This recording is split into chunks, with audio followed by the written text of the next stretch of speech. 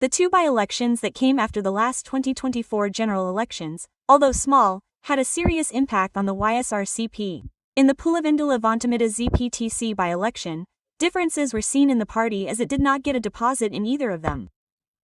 Leaving these elections aside, it seems that the leadership is now thinking about the future of the party.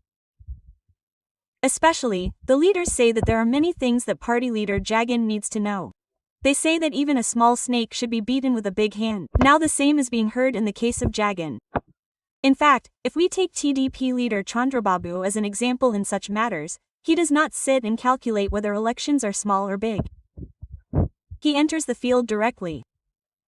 Even if he did not come out as the CM in the two recent by-elections, he constantly sits between the four corners and monitors.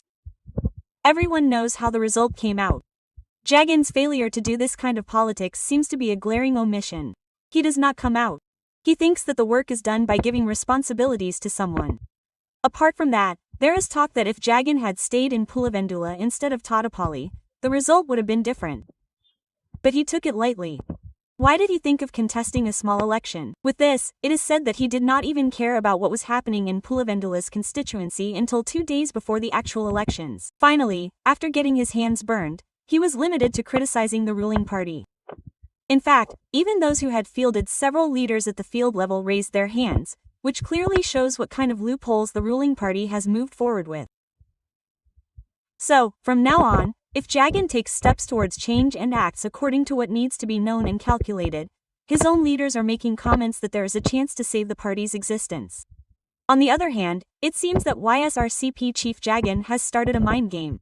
It seems that he is taking the necessary steps to distance BJP from TDP chief Chandrababu Naidu. Usually, the Election Commission has to criticize Jagan for the differences in polling. However, his anger at Rahul Gandhi, who is fighting for votes by stealing them, has now become a political topic of discussion. Because Rahul Gandhi mentioned the irregularities in the Bihar and Maharashtra voter lists, but Jagan mentioned the lack of mention of the difference in Andhra Pradesh with 12.5% and 5% of the polling votes.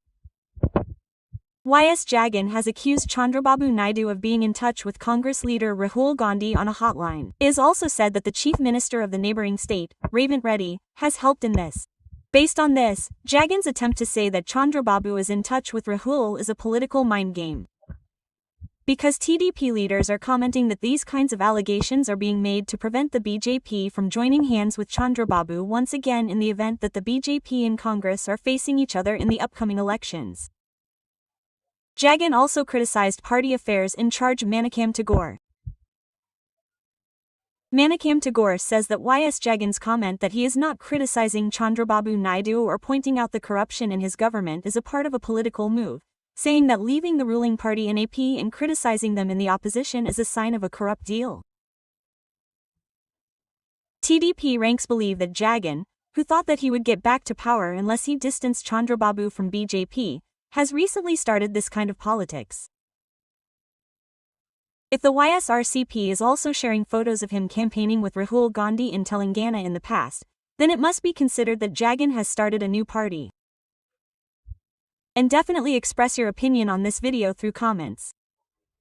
For more updates, like, share and subscribe to our channel.